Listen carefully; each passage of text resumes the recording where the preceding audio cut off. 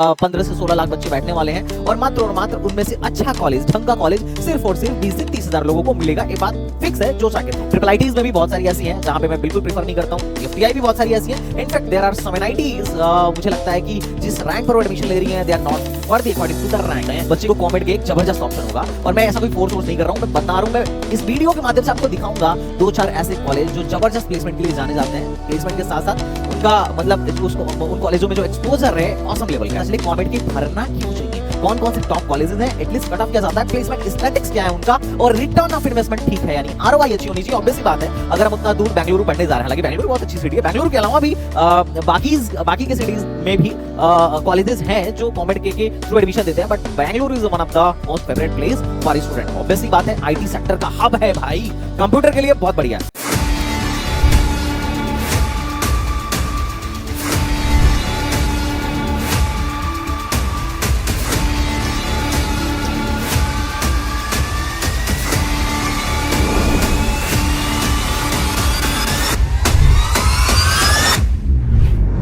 तो हेलो बच्चा party, welcome back to STBC and this your Sandeep भैया। और गाइस आज की वीडियो थोड़ी सी इंपॉर्टेंट होने वाली है उन बच्चों के लिए जिनका जेईई मेन में बहुत अच्छा स्कोर नहीं आ रहा है।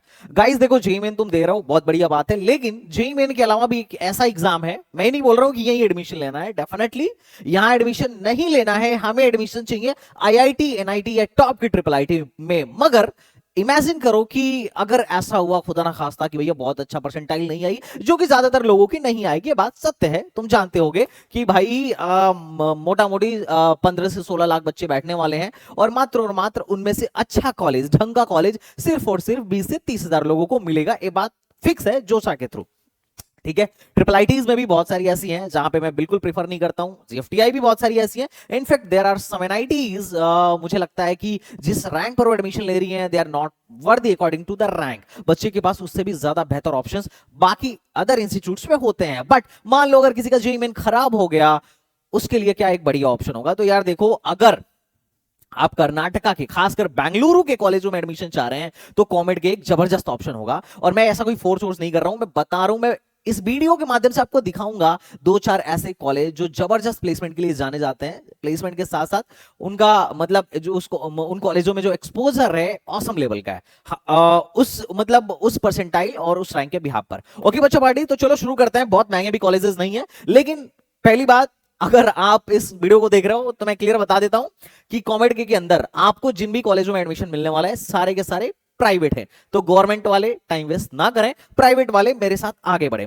तो देखो यार, कॉमेड के की डेट वैसे तो अभी कल ही रिसेंटली एक्सटेंड हुई है, पहले 14 तारीख तक थी, पर अभी आप 20 तारीख तक क्या कर सकते हैं, फॉर्म भर सकते हैं। काफी दिनों से फॉर्म चल रहा था और मुझे पता है आप लोग ऑलरेडी भर चुके होंगे। और मेरे वीडियो के बनाने का मोटिव है ताकि ज्यादा से ज्यादा लोगों को ये पता चले कॉमेड के भरना क्यों चाहिए, कौन कौन से टॉप कॉलेजेस हैं, एटलीस्ट कट ऑफ क्या जाता है, प्लेसमेंट स्टैटिस्टिक्स क्या है उनका, और रिटर्न ऑफ इन्वेस्टमेंट ठीक है, यानी आरओआई अच्छी होनी चाहिए। ऑब्वियस सी बात है अगर हम उतना दूर बेंगलुरु पढ़ने जा रहे हैं, हालांकि बेंगलुरु बहुत अच्छी सिटी है, बेंगलुरु के अलावा भी बाकी के सिटीज में भी कॉलेजेस हैं जो कॉमेड के थ्रू एडमिशन देते हैं, but Bengaluru is one of the most favourite place for student. Obvious सी बात है आईटी सेक्टर का हब है भाई, कंप्यूटर के लिए बहुत बढ़िया है।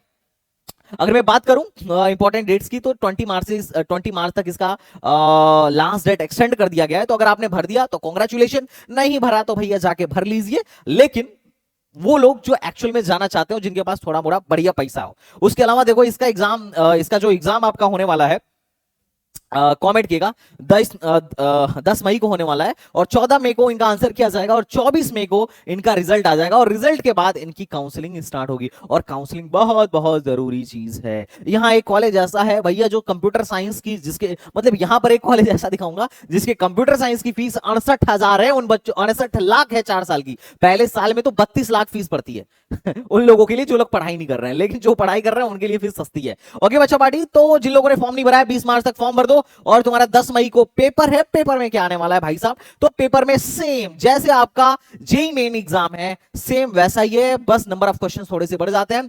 टोटल नंबर ऑफ क्वेश्चंस आपको 180 देखने को मिल जाएंगे। और सीबीटी कंप्यूटर बेस्ड टेस्ट होगा।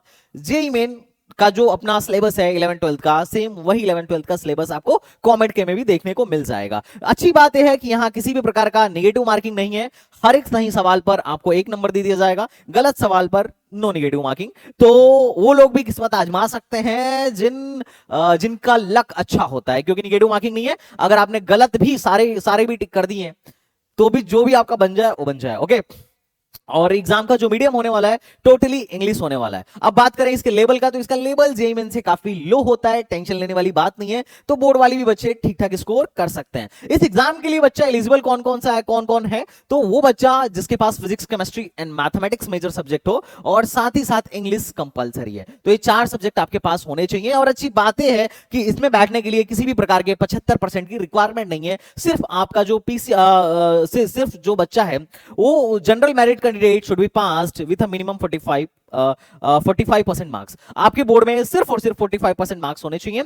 और अगर आप SC ST हैं तो 5% का और छूट मिल जाएगा। लेकिन ध्यान रहे, फिजिक्स, केमिस्ट्री, मैथमेटिक्स के साथ इंग्लिश कंपलसरी है और इन सब में बच्चा इंडिविजुअली पास होना चाहिए। ऐसा नहीं कि एक में RT लग गई है और इसके कॉरस्पॉन्डिंग किसी और सब्जेक्ट में पास है, तो ऐसा नहीं है। इन सब में आप पास होने चाहिए, इंग्लिश में भी पास होने चाहिए और आपके बोर्ड में जो मिनिमम मार्क्स है मिनिमम 45% होने ही चाहिए। तो these are the eligibility criteria. अच्छा, कॉमेड के में कोई भी बच्चा बैठ सकता है, कर्नाटक का हो या आउट स्टेट का हो, कोई दिक्कत नहीं है। हाँ, कर्नाटक वाले बच्चे जो हैं, होम स्टेट वाले जो बच्चे हैं, जनरली कर्नाटका CET देते हैं। इसके अंदर जो भी कॉलेजेस हैं, जो भी टॉप के जितने भी कॉलेजेस हैं, उसमें सीट एक तरीके से डिवाइडेड है। 45% सीट कर्नाटका CET वालों के लिए, 30% सीट जो है वो लगभग कॉमेड के से है और 25% सीट जो है जनरली कॉलेजों के मैनेजमेंट कोटा से है। क्योंकि यहां पर डायरेक्ट ये जो कॉलेजेस हैं इसके अंदर, उसमें डायरेक्ट एडमिशन भी होता है। टेंशन लेने वाली कोई बात नहीं है, बस जेब में पैसा होना चाहिए। बोर्ड के मार्क्स वार्क्स को लगा के तुम डायरेक्ट एडमिशन ले सकते हो। इनफैक्ट कई बार तो मैनेजमेंट कोटा वाली सीटें ही नहीं भरती हैं, क्योंकि मैनेजमेंट कोटा की फीस बहुत ज्यादा है। ठीक है, अब मैं बात करूं यहाँ के टॉप कॉलेज कौन से हैं, तो नंबर 1 पे यहाँ का जो बेस्ट कॉलेज है that is RV college of engineering, RVCE। दूसरे पे है BMS कॉलेज ऑफ इंजीनियरिंग, तीसरा MS Ramaiah institute of technology, चौथा JSS science and technology university, Dayanand Sagar और NI मैसूर भी ठीक ठाक ही हैं। लेकिन ये जो ऊपर के आपको 3 देखने को मिल रहे हैं, these are one of the best college of commerce के, खासकर RVCE मतलब जिस तरीके से इसका रिटर्न ऑफ इन्वेस्टमेंट है, डेफिनेटली आई विल से कि यू शुड प्रिफर। अगर आपको RB कॉलेज ऑफ इंजीनियरिंग मिल रहा है तो बिल्कुल आप इसको प्रिफर कर सकते हो, इसमें कोई ज्यादा सोचने वाली बात नहीं है, खासकर उन ब्रांच के लिए जो कंप्यूटर साइंस फैमिली से बिलोंग करते हैं। लेकिन मैं यहां सिविल मैकेनिकल वगैरह में आपको ज्यादा रिकमेंड नहीं करूंगा, ऑब्वियस सी बात है ना। रीजन क्या है, चलिए आगे देखते हैं। अगर हम इन टॉप कॉलेजों की थोड़ी सी ब्रीफ में जाए कि क्या कट ऑफ आती है, कितने मार्क्स पर मिलते हैं, तो देखो RVCE जो है अपना 1963 में स्टैब्लिश हुआ था। कैंपस थोड़ा सा छोटा आपको देखने को मिल जाएगा, 16.85 एकड़ का। और जो BE की बैचलर ऑफ इंजीनियरिंग की फीस है, BE और बीटेक में ज्यादा कंफ्यूज मत होना, ऑलमोस्ट इक्वल डिग्री है, थोड़ा सा डिफरेंस है। BTech bachelor of technology, B bachelor of engineering. Bachelor of technology जो है ये दिस इज मतलब हालांकि दोनों टेक्निकल डिग्री हैं, बट ये जो है ज्यादा इंडस्ट्री ओरिएंटेड होता है। बीटेक बाद में आया, इंडिया में पहले बी का ही चलन था, बाद में थोड़ा सा टेक्नोलॉजी ओरिएंटेड एक नया चीज इंट्रोड्यूस किया गया, दैट वाज अ बीटेक। अभी भी बिट्स पिलानी वगैरह में बी ही चल रहा है। ओके, थोड़ा सा थ्योरेटिकल होता है और this is more experimental. Okay, अगर मैं बात करूं टोटल फीस की, यहां से पढ़ने के लिए आपको टोटल कितना फीस लग जाएगा, तो लगभग 11 से 12 लाख फीस आपको अप्रोक्सीमेट RBCE में पढ़ने के लिए लग जाएगा। उसके बाद से अगर मैं बात करूं मोड ऑफ एडमिशन की, तो मोड ऑफ एडमिशन वैसे कर्नाटका CA और कॉमेड के, हमारे लिए क्या है कॉमेड के, और काउंसलिंग जो है कॉमेड के ही थ्रू होगी। एग्जाम भी इसी के थ्रू होगा और काउंसलिंग भी इसी के थ्रू होगा। यहां डायरेक्ट मैनेजमेंट कोटे से भी एडमिशन होता है लगभग हर कॉलेज में। यहां 20 से 25% के आसपास सीटें जो है मैनेजमेंट कोटा के थ्रू हैं। अब बात करते हैं भाई कॉमेड के दे क्यों रहे हैं, तो यही तो चीज है जिसके चक्कर में लोग दे रहे हैं।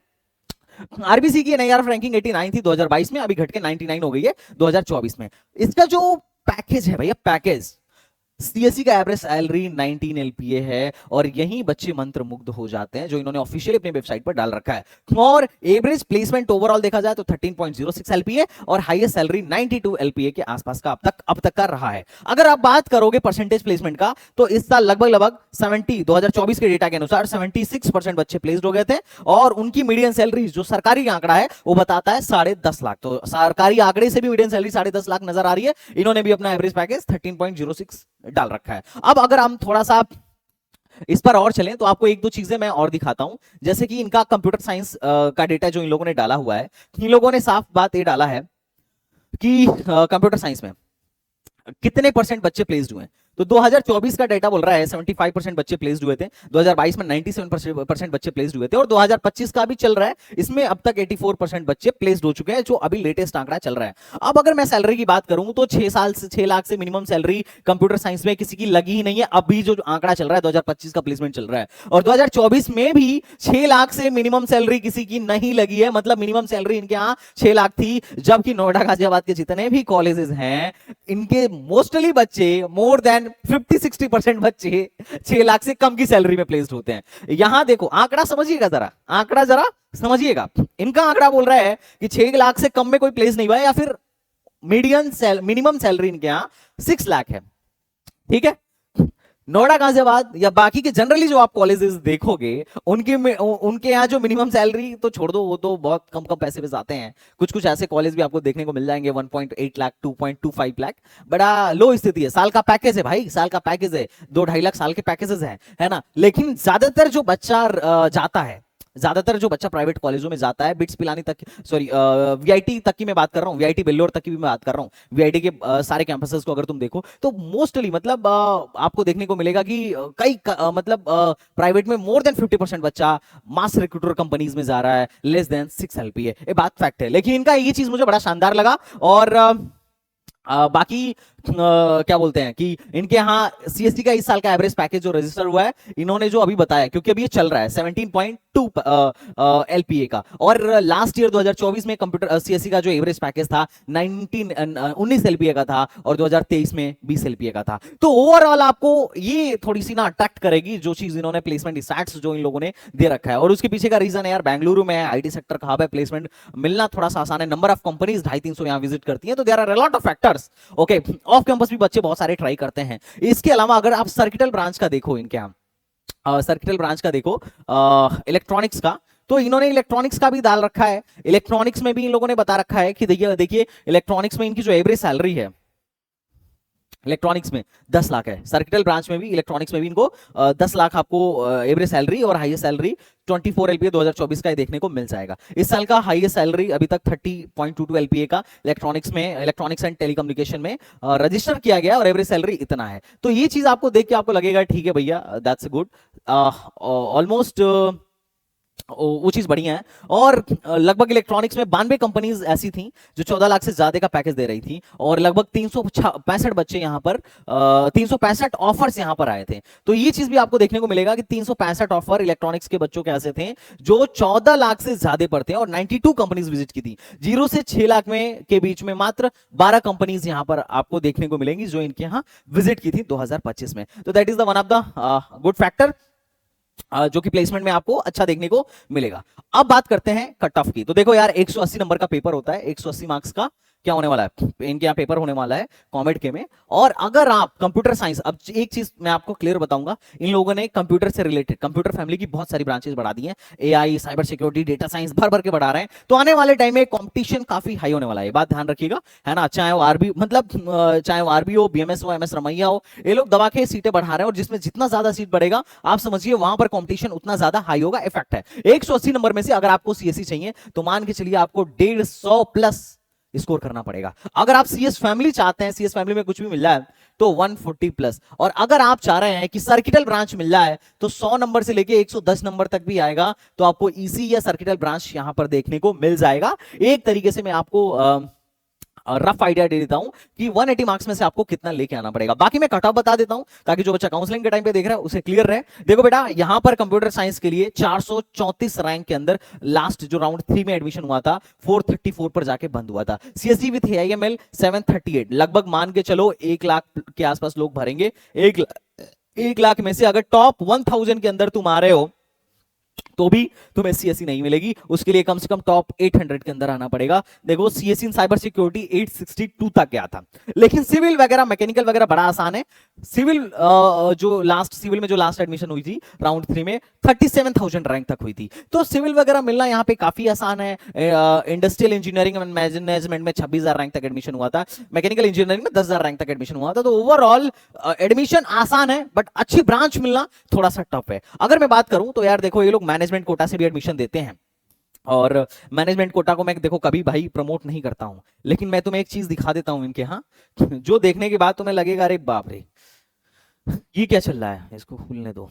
ये देखो मैनेजमेंट कोटा की फीस तुम डायरेक्ट एडमिशन ले सकते हो, लेकिन उसमें पैसों की बैंड बच जाएगी। कंप्यूटर साइंस में पहले साल की फीस पड़ेगी, अगर कंप्यूटर साइंस में पढ़ोगे तो 32 लाख, सेकेंड ईयर में 12 लाख, थर्ड ईयर में 12 लाख और फोर्थ ईयर में 12 लाख, टोटल 68 लाख बीटेक में इन्वेस्ट करना पड़ेगा अगर तुमको आरबी में जाके डायरेक्ट एडमिशन लेना मैनेजमेंट कोटा के थ्रू, जो कि बहुत ज्यादा है। वर्थ इट, मतलब इतना ज्यादा पैसे देकर बीटेक करना वर्थ इट भी नहीं है भाई, बिल्कुल भी वर्थ इट नहीं है। इंडिया से अच्छे इतना पैसा फॉरेन में तुम देख सकते हो, कोई टेंशन नहीं है। जिनकी ये तो एनआईआरएफ के टॉप 199 नंबर पे है, मतलब फॉरेन में तो ऐसी भी यूनिवर्सिटीज हैं जो आराम से तुम्हें एडमिशन दे देंगी, ऐसा कोई रॉकेट साइंस वाली बात नहीं है।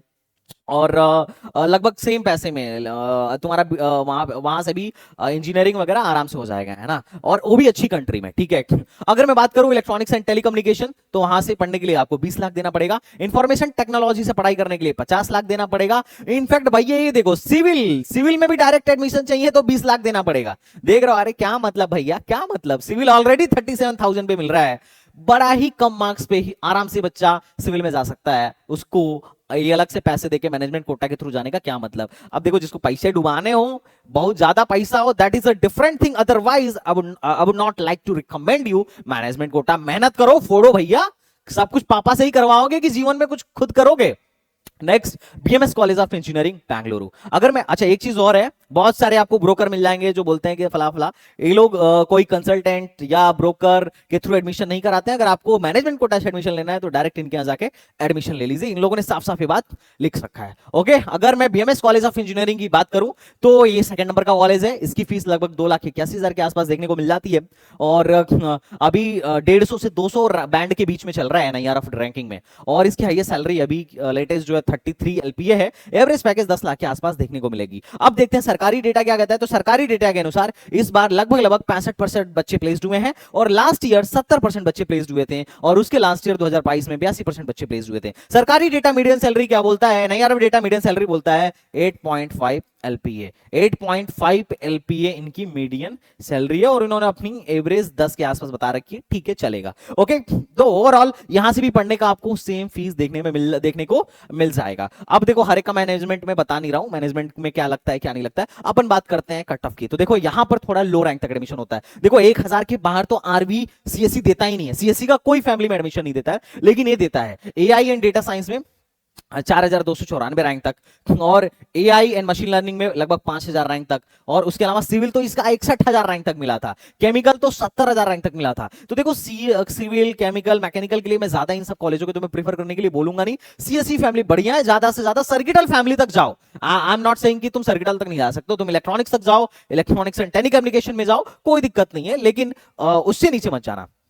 CSC with data science 3,000, electronics and communication लगभग 6,900 रैंक तक, मैकेनिकल 25,000 रैंक तक मिला था, कोर सीएससी 37,000 रैंक तक मिला था, और सीएस एंड बिजनेस सिस्टम लगभग 44,404 रैंक तक मिला था, सॉरी 4444 रैंक तक मिला था। अब इनफैक्ट तुम एक चीज देखो, आरवी में और बीएमएस में तुम्हें काफी गैप देखने को मिल रहा होगा। जाओ 1,000 रैंक तक सीएस का कोई भी ब्रांच नहीं खोल रहा है, ये लगभग 5,000 रैंक तक एडमिशन दे रहा है अपने सीएससी के स्पेशलाइजेशन में, और नंबर ऑफ सीट्स इन लोगों ने सीएससी में दबा के बढ़ा रखी है। इसके अलावा मैनेजमेंट कोटा का तुम यहां पे फीस देख सकते हो यार, यहां से अगर कंप्यूटर साइंस करनी है तो पर एनम तुम्हें 10 लाख रुपए देने पड़ेंगे, 10 लाख, तो ये भी लोग 40 लाख के आसपास तुमसे नोच लेंगे, है ना, जो कि बहुत ज्यादा है। I would not like to recommend you. बाकी तुम देखो कंप्यूटर एंड बिजनेस में 7.5 लाख, अगर तुम्हें मैनेजमेंट कोटा डायरेक्ट एडमिशन यहां पर जाके लेना है तो भैया डायरेक्ट एडमिशन बिल्कुल रिकमेंडेड नहीं है, क्योंकि आरओआई नहीं है ना अच्छी।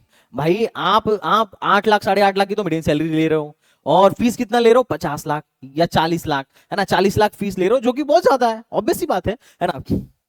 एमएस रमैया की अगर बात करूं तो एमएस रमैया भी 1962 में स्टार्ट हुआ था, कैंपस एरिया 85 है, और फीस इसकी महंगी है, उन दोनों से फीस ज्यादा है इनकी, और टोटल फीस 4 साल की लगभग 12 से 13 लाख आपको देखने को मिल जाएगी। अब इसकी प्लेसमेंट स्टैटिस्टिक्स की बात करते हैं तो देखो एनआईआरएफ रैंकिंग में इन तीनों में सबसे अच्छी रैंकिंग अभी एमएस रमैया की चल रही है, जो कि है अपना 75। हाईएस्ट सैलरी आपको 50 लाख देखने को मिल सकता है, एवरेज पैकेज 7.66 एलपीए देखने को मिल जाएगा, और सरकारी डेटा बोल रहा है कि इस साल जो इनका परसेंटेज प्लेसमेंट है वो 73% का है, पिछली बार 75% का था। और अगर आप बात करो मीडियम सैलरी की, तो इस बार मीडियम सैलरी 7,30,000 है, last year medium salary 8 lakh था, और उसके पिछले साल 6,15,000 मीडियम सैलरी देखने को मिला था। और इनके अच्छे खासे बच्चे जो हैं हायर स्टडीज में जा रहे हैं।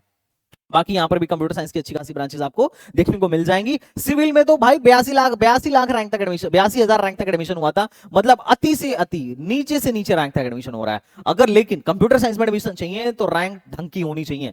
एआई एंड डेटा साइंस में 3800 रैंक तक, एआई एंड मशीन लर्निंग में 3721 रैंक तक, और इलेक्ट्रॉनिक्स में क्या बोलते हैं इंफॉर्मेशन टेक्नोलॉजी में 3100 रैंक तक, सीएससी विद साइबर सिक्योरिटी में 2990 रैंक तक, सीएससी विद एआईएमएल में 2175 रैंक तक। कंप्यूटर साइंस इसकी जल्दी बंद हुई थी, तो लोगों ने लास्ट टाइम एमएस रमैया को ज्यादा प्रीफर किया एज कंपेयर टू बीएमएस। बाकी आप यहां पर देख सकते हो कि किस किस रैंक तक किस ब्रांच में एडमिशन हुआ है। लेकिन अगर फिर भी आपकी 4 से 5,000 रैंक तक है तो भी मान के चलो बीएमएस या एमएस रमैया में कहीं ना कहीं कुछ ना कुछ कंप्यूटर साइंस से रिलेटेड मिल जाएगा, लक ठीक ठाक हुआ तो 4,000 में तो पक्का मिल जाएगा। उसके अलावा अगर मैं बात करूं तो सर्किटल ब्रांच तो आराम से 7-8 लाख 6-7 हजार रैंक तक आपको देखने को मिल जाएंगी। तो दीज आर द एमएसआरआईटी। बात करते हैं मैनेजमेंट कोटा की, तो मैनेजमेंट कोटा में आप यहां पे देख सकते हो ये लोग भी दबा के मैनेजमेंट कोटा में फीस लेते हैं। ओके, नेक्स्ट कॉलेज की बात करते हैं, जैसे science and technology university Mysore की 1963 में बनाया गया था,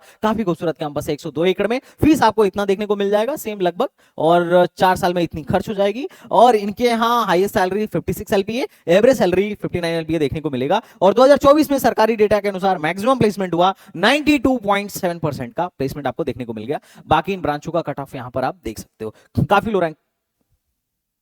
लो रैंक तक आपको एडमिशन देखने को मिल जाएगा।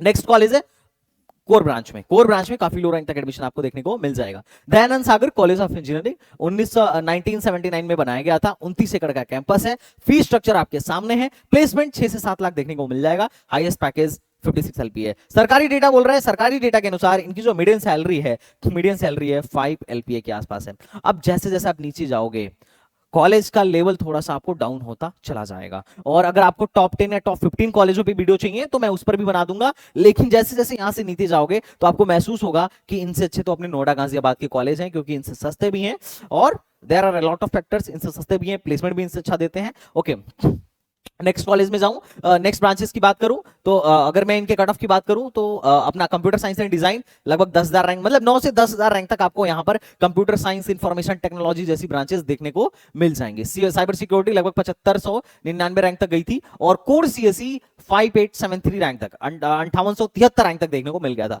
यहां पे ईसी आपको 16,919 रैंक तक देखने को मिल गया था। इलेक्ट्रॉनिक्स एंड इंस्ट्रूमेंटेशन 64,000 रैंक तक आपको देखने को मिल गया था, तो बड़ा लो रैंक तक ये लोग एडमिशन दे रहे हैं। मैकेनिकल तो आप देख सकते हो 99,000 रैंक तक यहां पर मैकेनिकल में एडमिशन हुआ था। ओके बच्चा पार्टी, तो काफी लो रैंक तक एडमिशन यहां पर भी हो जाता है। लेकिन फिर वही बात, अगर तुम्हें कंप्यूटर साइंस चाहिए तो एटलीस्ट 8 से 9,000 रैंक के अंदर होनी चाहिए, मैक्स टू मैक्स 10,000 रैंक के अंदर होनी चाहिए। क्योंकि अब अच्छी बात है कि यहां पर कोई कोटा फोटा नहीं होता है, ऐसा ओबीसी एससी एसटी ये सब कोई कोटा नहीं है, सबको एज ए जनरल ट्रीट किया जाता है। ओके बच्चा पार्टी, और इन सारे कॉलेजों में आपको एक चीज देखने को मिलेगा कि मैनेजमेंट कोटा के थ्रू एडमिशन होता है। कंप्यूटर साइंस में आपको 5 लाख पर एनम फीस देनी पड़ेगी अगर आपको यहां पढ़ाई करनी है तो। बी इन कंप्यूटर साइंस सोचो 4 साल का लगभग 20 लाख के आसपास आपको देखने को मिल जाएगा, मतलब 20 लाख के आसपास देखने को मिल जाएगा। अच्छा, जैसे जैसे नीचे जाओगे मैनेजमेंट कोटा की फीस भी घटती जाएगी, और एक टाइम ऐसा आएगा कि कॉलेज बोलेगा कि यार कॉमेंट कैसे आओ या डायरेक्ट आ जाओ, हमारी तो वैसे भी सीट नहीं भर रही है जैसे मर्जी वैसे ले लो, क्योंकि फीस लगभग सिमिलर आपको देखने को मिलेगी। अभी क्या है, जो बहुत टॉप के कॉलेज हैं इनकी मैनेजमेंट कोटा की फीस बहुत आई है, लेकिन जो लो के कॉलेज है ना, नॉर्मल फीस मैनेजमेंट कोटा की फीस सब एक हो जाती है, कोई फर्क नहीं। कॉमेंट के दो मत दो, रैंक हो ना हो, घंटा कोई फर्क नहीं पड़ने वाला है। तो ऐसे भी कॉलेज आपको देखने को मिल जाएंगे। नेक्स्ट कॉलेज की बात करूं तो that is NI Mysore. NI Mysore में यार देखो 2 कैंपस है, एक तो नॉर्थ कैंपस, एक साउथ कैंपस। नॉर्थ कैंपस में कोर ब्रांचेस देखने को मिलेंगी और सीएस आईटी आपको नॉर्थ कैंपस में देखने को मिलेंगी। और देखो सीएससी 10,000 और इंफॉर्मेशन साइंस एंड इंजीनियरिंग जो है आपको 18,000 रैंक तक देखने को मिल गई थी और सीएससी विथ आईएमएल 12,000 रैंक तक देखने को मिल गई थी। बाकी मैकेनिकल तो देखो 95,000, 80,000, मतलब कुछ भी रैंक लेके आओ, आराम से एडमिशन होने की संभावना है। अब यार ये सब ऑलरेडी बहुत नीचे की रैंक है। ओके, अगर मैं फीस स्ट्रक्चर की बात करूं तो फीस स्ट्रक्चर आपको सेम देखने को मिल जाएगा। और बाकी इनके यहाँ प्लेसमेंट स्टार्टिंग 42 लाख हाईएस्ट है। इन्होंने एवरेज प्लेसमेंट अपने वेबसाइट पे डाल रखा है लगभग 10.3 एलपीए का। और एनआईआर डेटा क्या बोलता है, तो एनआईआर डेटा में भी इनका एवरेज पैकेज जो है आपको देखने को मिलेगा 7.6 एलपीए। और कितने परसेंट बच्चे प्लेस्ड हुए, तो इनका परसेंटेज प्लेसमेंट अच्छा है। चूंकि नंबर ऑफ ब्रांचेस कम है तो परसेंटेज प्लेसमेंट भी तुम्हें ठीक ठाक देखने को मिलेगा। दैट इज 95% बच्चे एनआईआर डेटा के अनुसार प्लेस्ड हो गए और लास्ट ईयर भी 95% बच्चे प्लेस्ड हो गए थे। तो प्लेसमेंट के मामले में आपको थोड़ा सा कॉलेज ठीक ठाक देखने को मिल जाएगा। एनआईआर रैंकिंग में 150 से 200 के बीच में एनआई मैसूर रैंक करता है। तो दीज आर द कॉलेजेस जो कि आपको कॉमेड के अंदर ठीक ठाक दिख जाएंगे। कुछ कॉलेज बहुत अच्छे हैं और जैसे जैसे नीचे जाओगे लगभग 40 से ज्यादा 40 के आसपास कॉलेजेस हैं इसमें आपको कॉमेड के में, जो कि सारे प्राइवेट हैं। बेंगलुरु या मतलब कर्नाटका के ऑलमोस्ट सारे प्राइवेट कॉलेजेस आपको यहां पर देखने को मिल जाएंगे।